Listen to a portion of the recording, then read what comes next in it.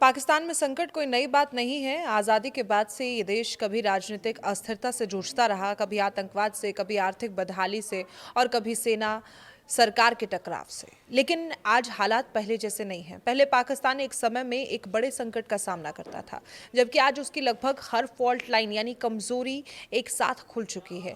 राजनीति में अस्थिरता है, अर्थव्यवस्था लगातार दबाव में है, आतंकवाद फिर सिर उठा रहा है, अलगाववादी आंदोलन तेज हो रहे हैं और अब पाकिस्तान अधिकृत कश्मीर यानी पीओके में विरोध की लपटें तेज होती दिखाई दे रही है। और यही वजह है कि विश्लेषक मानते हैं कि पाकिस्तान इस समय अपने सबसे कठिन दौर में से एक से गुजर रहा है। अगर पाकिस्तान का नक्शा देखें तो लगभग हर क्षेत्र किसी न किसी संकट से जूझ रहा है। बलूचिस्तान में अलगाववादी संगठन लगातार सेना को निशाना बना रहे हैं, खैबर पख्तूनख्वा में आतंकवादी हमले पड़ रहे हैं, सिंध में भी असंतोष की आवाजें उठती रही और अब पीओके में भी लगातार प्रदर्शन हो रहे हैं। यानी पाकिस्तान के सामने अब सिर्फ सुरक्षा का संकट नहीं है, बल्कि राजनीतिक और प्रशासनिक नियंत्रण बनाए रखने की चुनौती भी खड़ी हो गई है।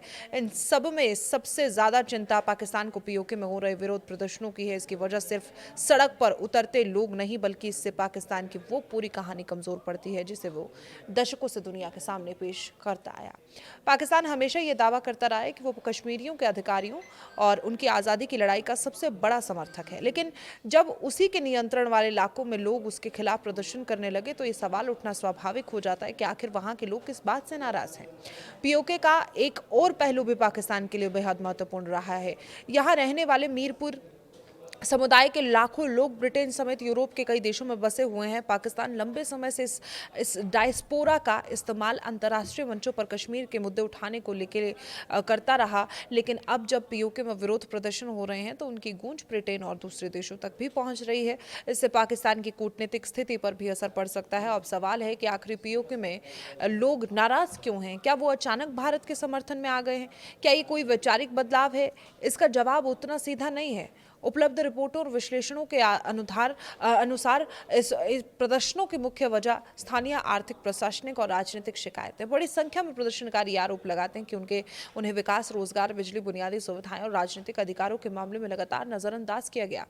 पीओके के कई लोगों का मानना है कि पाकिस्तान की सत्ता व्यवस्था में सबसे ज्यादा प्राथमिक पंजाब प्रांत को मिलती है। उनका आरोप है कि संसाधनों का बड़ा हिस्सा पंजाब की ओर चलता रहा और दूसरे क्षेत्रों को अपेक्षाकृत कम महत्व दिया गया। यही शिकायत बलूचिस्तान और खैबर पख्तूनख्वा जैसे इलाकों में भी समय समय पर सुनाई दे रही है। पीओके में प्रदर्शनकारी इसी तरह की आर्थिक और राजनीतिक उपेक्षा का आरोप लगाते हैं और इन नाराजगियों को पाकिस्तान की आर्थिक बदहाली ने और गहरा कर दिया है। पिछले कुछ सालों में पाकिस्तान को महंगाई, विदेशी कर्ज, IMF की शर्तें, वित्तीय संकट का सामना करना पड़ा। ऐसे में सरकार ने कई सब्सिडियां कम की, बिजली और ईंधन की कीमतें बढ़ी, आम लोगों पर आर्थिक बोझ पड़ा। पीओके में महंगी बिजली, बढ़ती महंगाई, सीमित रोजगार को लेकर लोगों में गुस्सा खुलकर सामने आया। यानी अगर आसान भाषा में से समझे तो आर्थिक संकट ने उस असंतोष को और तेज कर दिया है जो सालों से धीरे धीरे जमा हो रहा है। पहले लोग शिकायत करते थे, अब वही शिकायतें बड़े प्रदर्शनों का रूप ले रही हैं। विशेषज्ञों का मानना है कि पाकिस्तान के लिए सबसे बड़ी चुनौती सिर्फ इन प्रदर्शनों को रोकना नहीं है, बल्कि लोगों का भरोसा वापस जीतना है। अगर किसी क्षेत्र के लोग ये महसूस करने लगे कि उन्हें बराबरी का दर्जा नहीं मिल रहा, उनके संसाधनों का सही इस्तेमाल नहीं हो रहा, उनकी आवाज़ नहीं सुनी जा रही, उन्हें असंतोष धीरे धीरे राजनीतिक संकट में बदल सकता है। और हालांकि ये भी ध्यान रखना जरूरी है कि पीओके की स्थिति को लेकर अलग अलग पक्ष अलग अलग दावे कर रहे हैं। पाकिस्तान सरकार का कहना है कि वो कानून व्यवस्था बनाए रखने और विकास कार्यों के लिए प्रतिबद्ध है, जबकि मानवाधिकार संगठनों और कुछ स्थानीय समूहों ने प्रशासन की कार्रवाई और नागरिक अधिकारों को लेकर चिंता जताई है। इसलिए वहां की हर घटना को विभिन्न स्रोतों और तथ्यों के आधार पर देखना जरूरी है।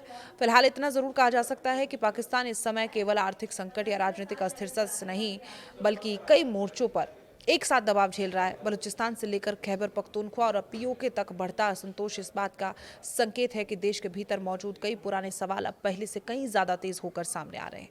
यही वजह है कि पाकिस्तान के सामने आज सबसे बड़ी चुनौती सिर्फ सीमाओं की सुरक्षा नहीं है, बल्कि अपने ही लोगों का विश्वास बनाए रखने की भी है।